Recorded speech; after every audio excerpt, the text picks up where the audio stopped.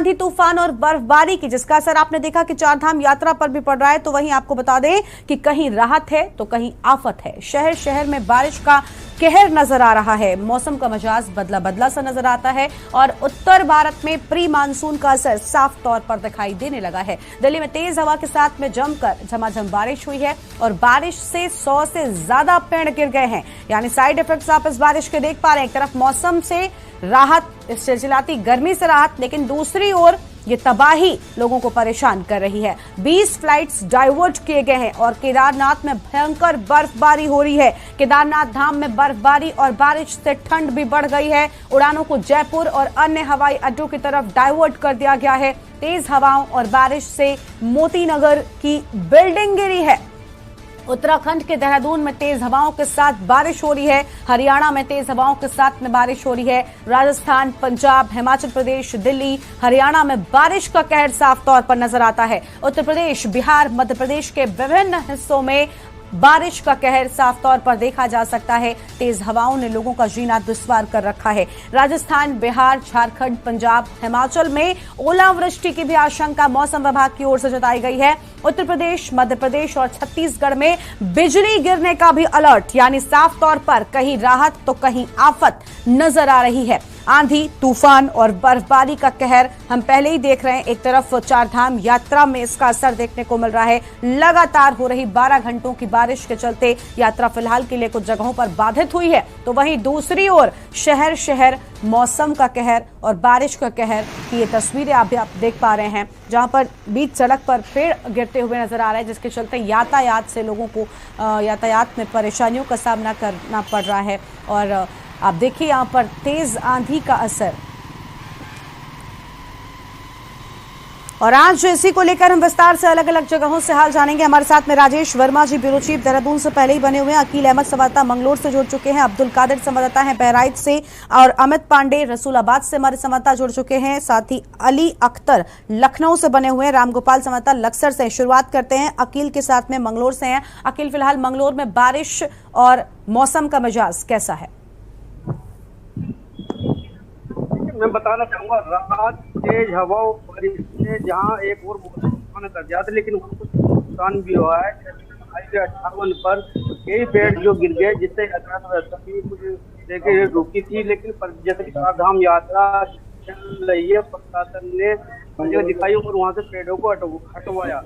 मौसम सुहाना हो चुका है। बात करें किसानों की, लेकिन आम का जो कारोबार करने वाले जो किसान है उनको काफी नुकसान भी हुआ है, क्योंकि आम की फसल तैयार हो रही है। जो है जो आंधी आई नुकसान भी हुआ है।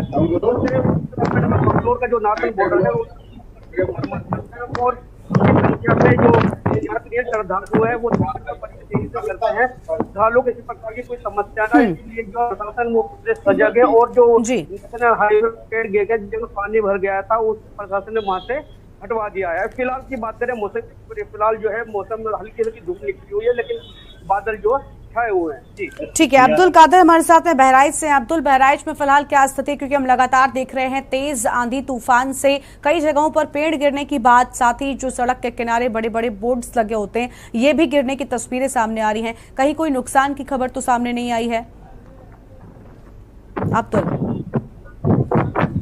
अब्दुल हमारे साथ में फिलहाल नहीं बने हुए। अब्दुल से संपर्क हमारा टूट गया है। अमित पांडे रसूलाबाद से हैं। अमित, आप तक आवाज पहुंच रही है? अमित, क्या बारिश, आंधी तूफान का असर साफ तौर पर नजर आ रहा है? रसूलाबाद में क्या स्थिति है फिलहाल? जी बिल्कुल। देखिए, आपको बताना चाहूंगा, जिस तरह से लगातार 3-4 घंटों से तेज हवाओं से, और आप ये मान लीजिए कि पूरी तरह से जो यहाँ का रूट है वो बाधित हो गया है। दूसरी तरफ अगर देखा जाए तो बिजली के जो पोल हैं, कई जगह बिजली के पोल गिरे हुए पड़े हैं।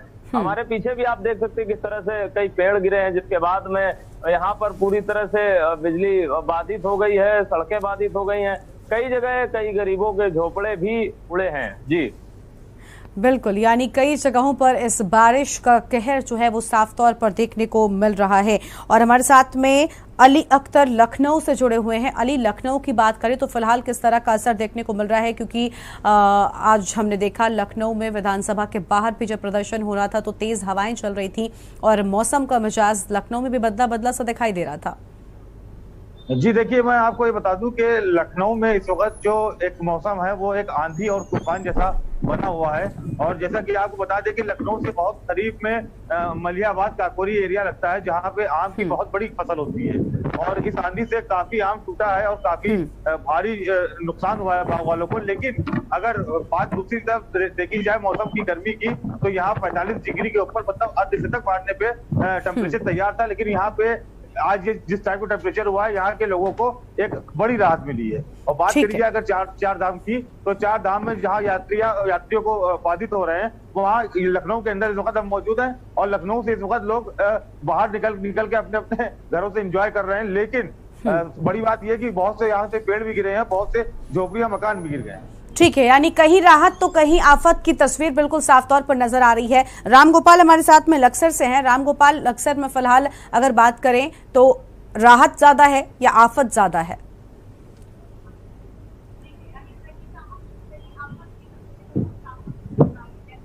रामगोपाल बिल्कुल गरिमा जी बिल्कुल गरिमा, देखिए जिस तरीके से मौसम विभाग ने येलो अलर्ट यानी कि जारी किया था अंधेड़ को लेकर भी, और कहीं ना कहीं जो उनकी भविष्यवाणी एक सटीक भी साबित हुई है। और देर रात से अंधेड़ चला है और अंधेड़ को लेकर के जिस तरीके से बारिश हुई है, तो इससे कहीं ना कहीं जो तापमान है उसमें जरूर गिरावट देखने को मिली है। यानी कि मौसम सुहाना हुआ है, क्योंकि कुछ घंटों की बारिश ने जो मौसम है वो सुहाना जरूर कर दिया है और तापमान में गिरावट आई। लेकिन इससे जो किसान है, यानी कि किसानों की जो फसलें है उसको भी कहीं ना कहीं फायदा पहुंचा है। लेकिन अभी भी काफी और बारिश की शायद आवश्यकता है, क्योंकि जिस तरीके से किसानों की फसलों को अभी भी सिंचाई की जरूरत है। और किसानों को जो है चारा की बात करें या फिर जो धान की जो फसल है उसकी जो तैयारी किसान कर रहे हैं, तो कहीं ना कहीं किसानों को सिंचाई की फसल की जरूरत ज्यादा पड़ती है। और अंधेड़ के द्वारा जिस तरीके से देर रात से अंधेड़ चला है गरिमा, कहीं ना कहीं अंधेड़ में जो है काफी हद तक नुकसान भी किया गया। जिस तरीके से लखसर और हरिद्वार हाईवे पर एक मोटरसाइकिल सवार की जो है जान भी जो है इस अंधेड़ की वजह से जो है गई है, जिसका प्रशासन जो पीएम कराकर जी। ठीक है। राजेश वर्मा जी हमारे साथ में ब्यूरो चीफ देहरादून से लगातार बने हुए हैं। राजेश जी, एक तरफ आफत को लेकर तो हमने बात की, क्योंकि मैदानी इलाकों की बात करें तो भीषण गर्मी से कहीं ना कहीं थोड़ी राहत जनता को जरूर मिली है। लेकिन पहाड़ी इलाकों में बात कर ले, उत्तराखंड में पहले ही क्या कहर चारधाम यात्रा पर पड़ रहा है उसको लेकर हम बात कर चुके हैं। लेकिन अन्य जगहों पर अगर उत्तराखंड की बात करें तो इस बदलते मौसम का कैसा असर दिखाई दे रहा है?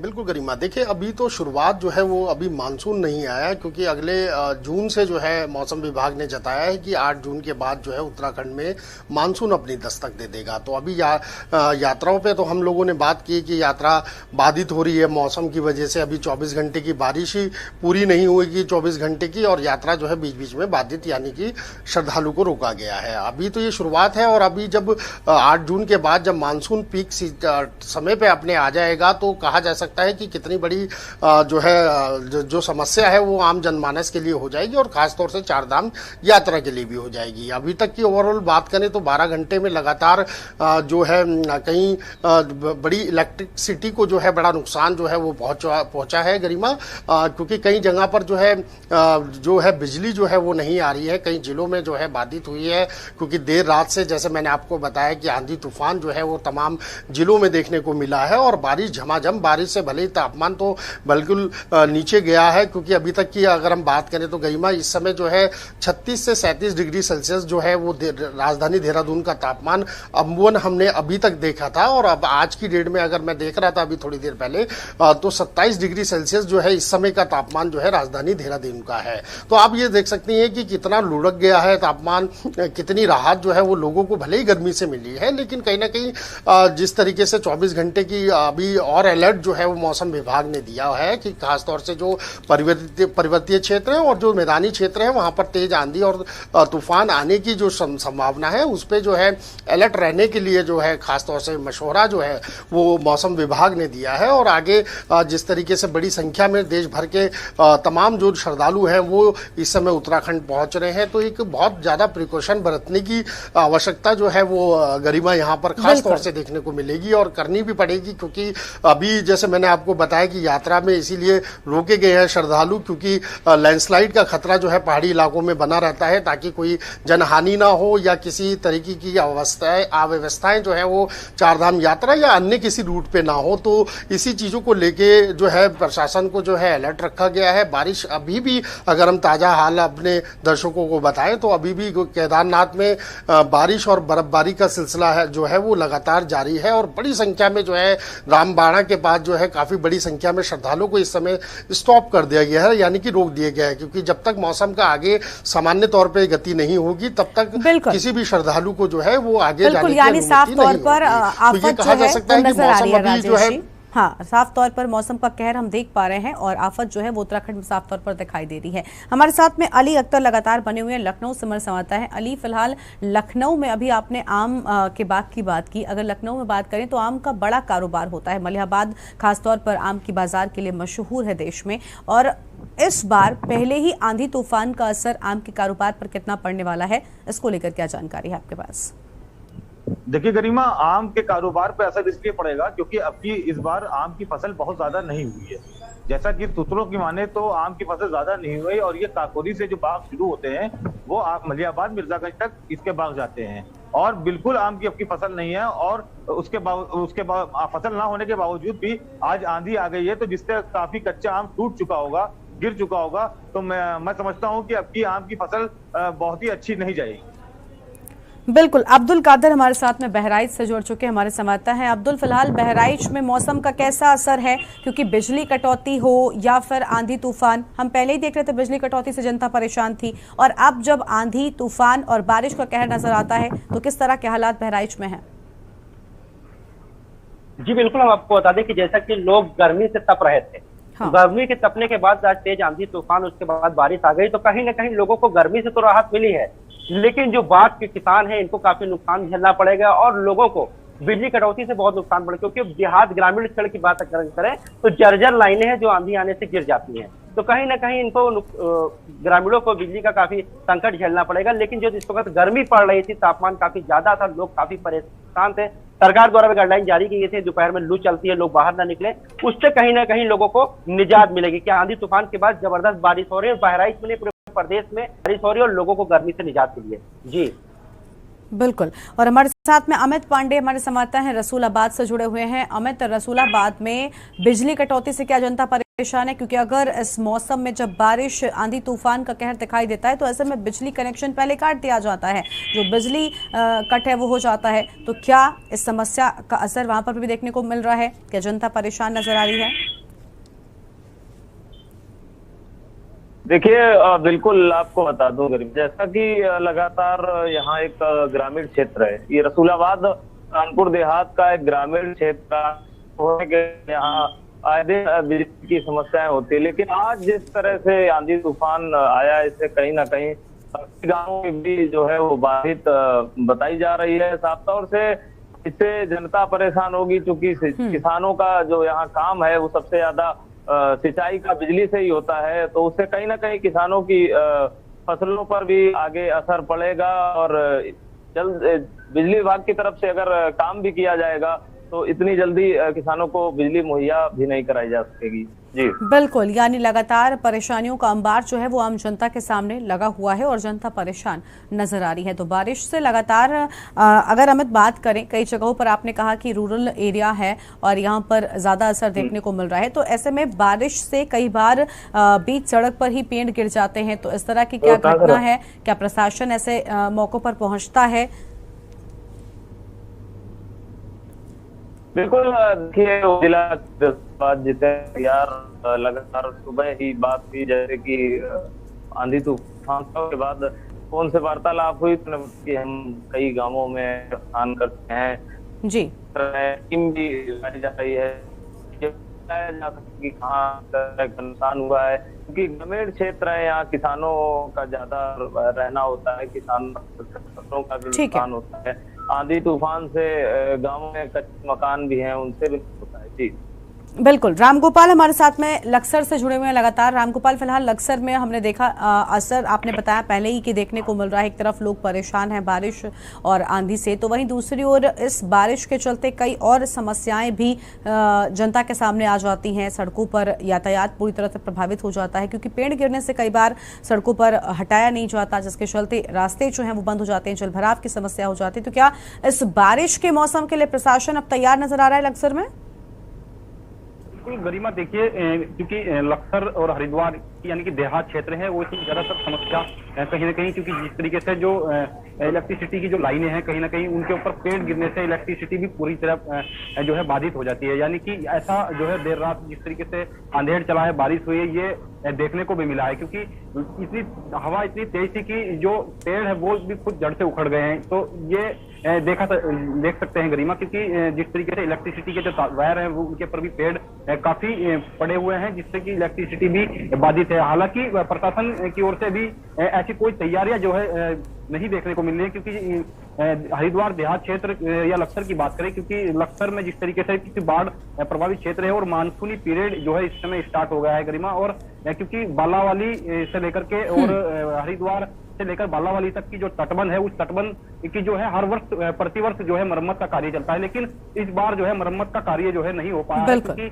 सरकार जो है इस पर ध्यान नहीं दे रही। और ये भी कहेंगे गरिमा, क्योंकि जिस तरीके से तटबंध के साथ में जो कई ऐसे गांव हैं, यानी कि दर्जनों गांव हैं जो बाढ़ से प्रभावित होते हैं, उनके साथ साथ यानी कि किसानों की जो फसलें हैं वो भी बाढ़ से जो है प्रभावित होती हैं। और इस तरीके की जो स्थिति है वो लक्सर और हरिद्वार देहात क्षेत्र में जो है देखने को मिलती है गरिमा, क्योंकि काफी समस्याएं हैं और सरकार को जो है इस पर ध्यान देना चाहिए। जी बिल्कुल, यानी सरकार को तैयारियां करनी चाहिए, प्रशासन को तैयारियां करनी चाहिए ताकि इस आंधी तूफान और बर्फबारी से जनता को निजात मिल सके। आप सबका बहुत बहुत शुक्रिया हमारे साथ जुड़ने के लिए, अधिक अपडेट हमारे के न्यूज के दर्शकों तक पहुंचाने के लिए। तो बड़ा असर इस आंधी तूफान का देखने को मिल रहा है, शहर शहर मौसम का कहर नजर आता है। तो शहर शहर में बारिश और आंधी तूफान का कहर साफ तौर पर देखा जा रहा है। एक तरफ मैदानी इलाकों में लोग थोड़ी राहत पा रहे हैं क्योंकि चिलचिलाती गर्मी से लोगों को राहत मिली है, तो वहीं पहाड़ी इलाकों में बड़ा असर इस बारिश का और कहर भी देखने को मिल रहा है। उड़ानें भी कई रद्द हुई हैं, कई का समय में बदलाव किया गया है। तो ये बड़ी खबर जहां पर तेज हवाओं और बारिश से मोतीनगर की बिल्डिंग गिरने की भी बात सामने आ रही है। तो बड़ा असर इस आंधी तूफान का देखने को मिल रहा है, कहीं राहत है तो कहीं इस आंधी तूफान और बारिश से आफत